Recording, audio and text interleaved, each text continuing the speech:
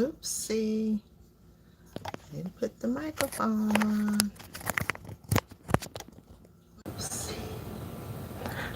Now it's on. Now it's on.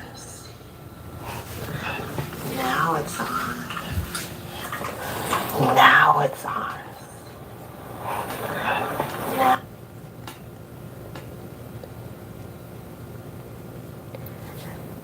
Hello, hello. Can y'all hear me? Can you hear me? Hello, hello. Can y'all? Okay.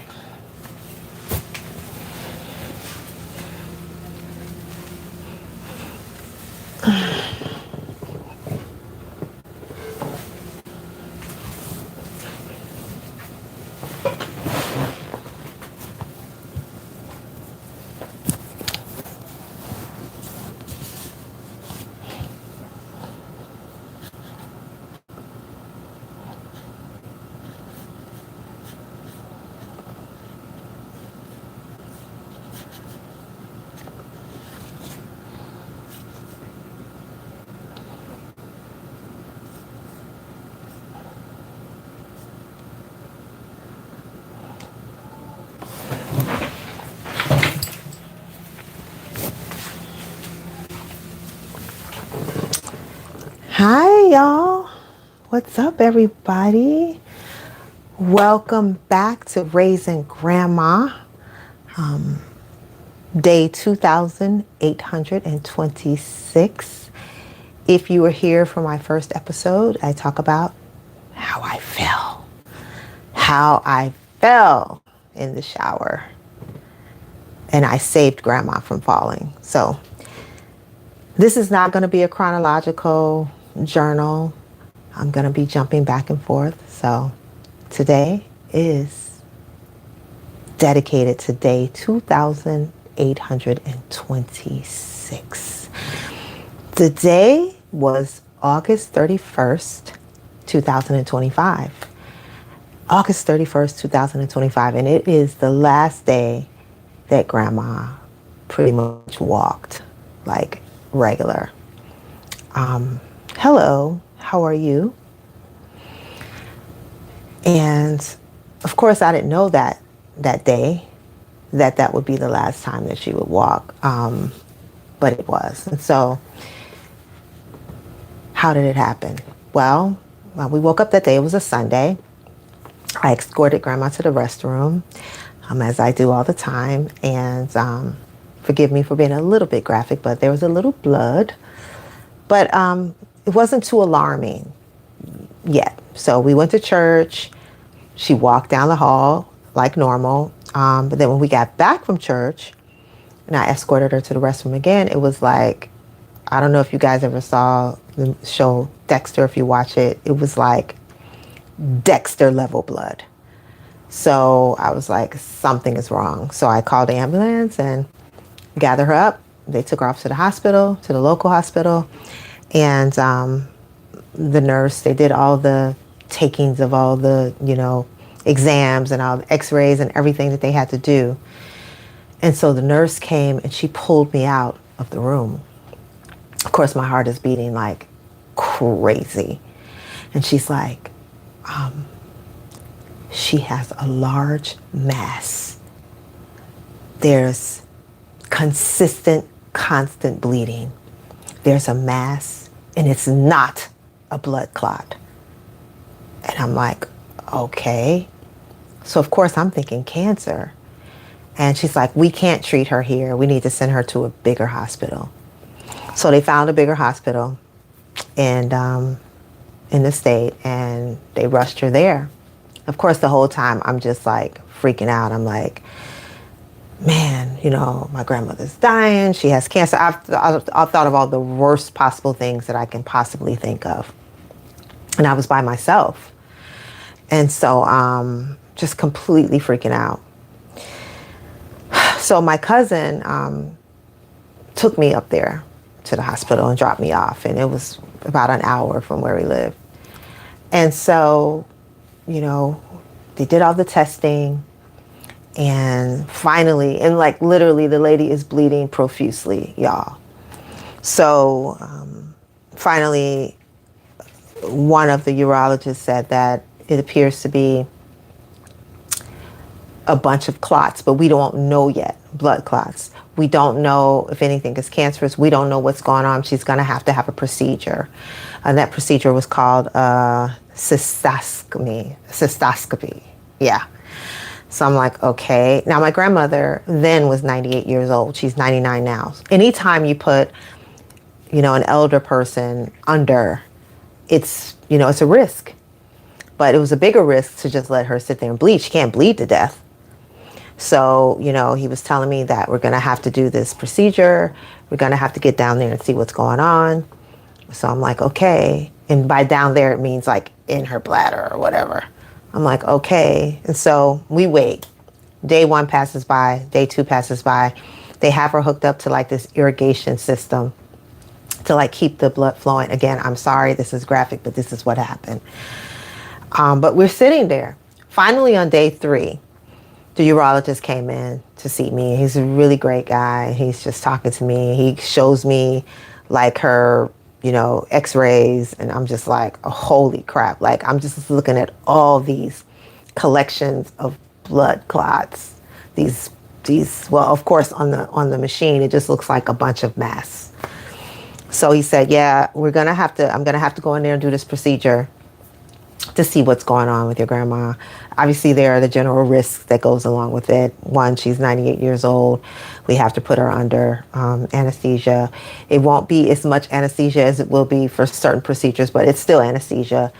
And so whatever I find in there, if it's something that I can deal with there, I'm going to deal with it.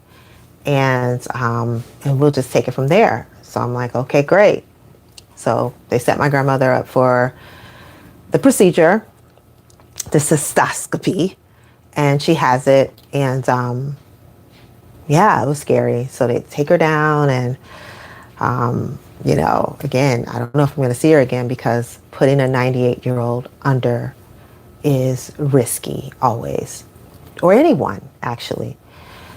So they do the procedure. He gives me the good news that it was not anything cancerous down there. She literally had a UTI, the worst kind of UTI you could possibly have, that led to all of these blood clots in her body.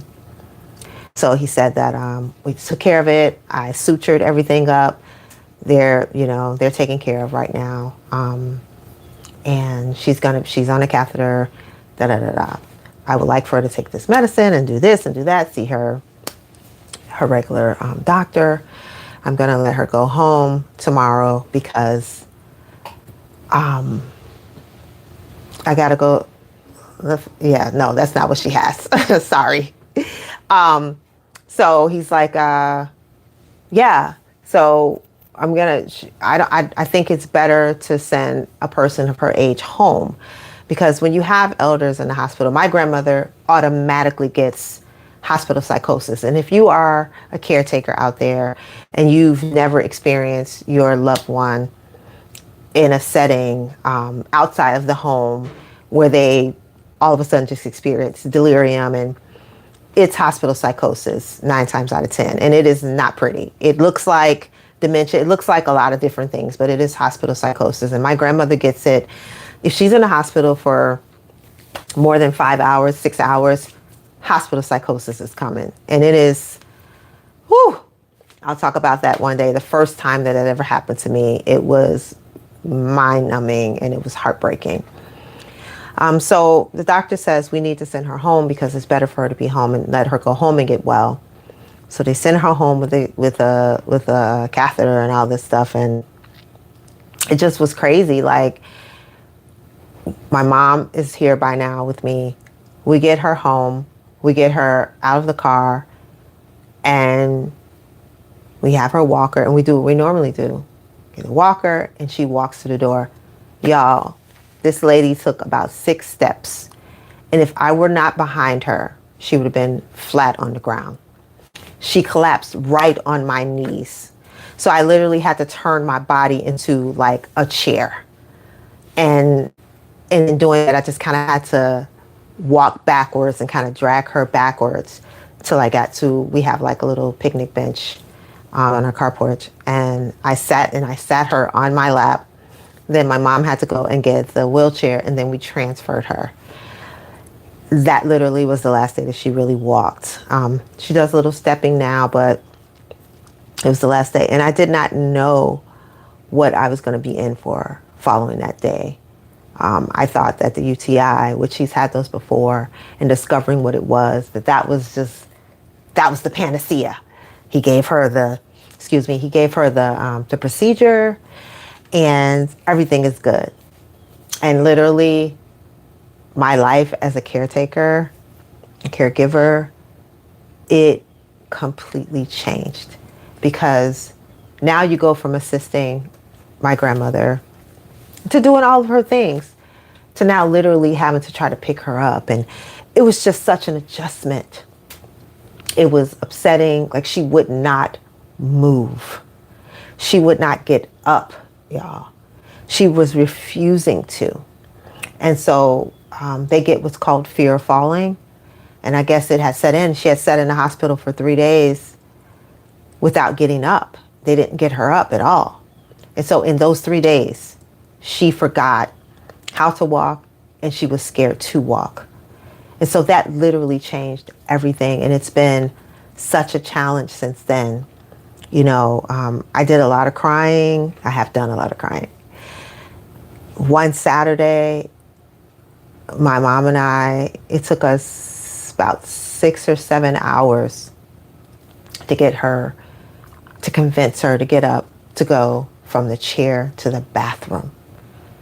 And then in the bathroom, then it took another few hours. Like, I spent one Saturday, I kid you not, maybe 8, 9 hours just convincing her to stand up.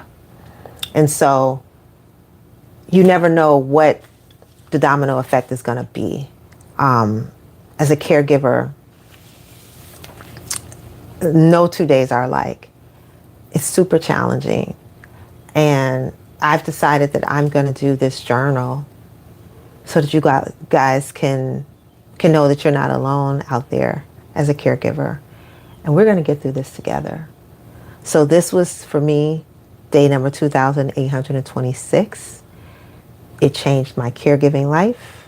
My grandmother hasn't walked like that ever again. She does little steps and little this and that. We've gotten to a point where, yes, she'll stand up at least, which is a victory. And she'll take a couple of steps, which is a victory. I count everything victorious.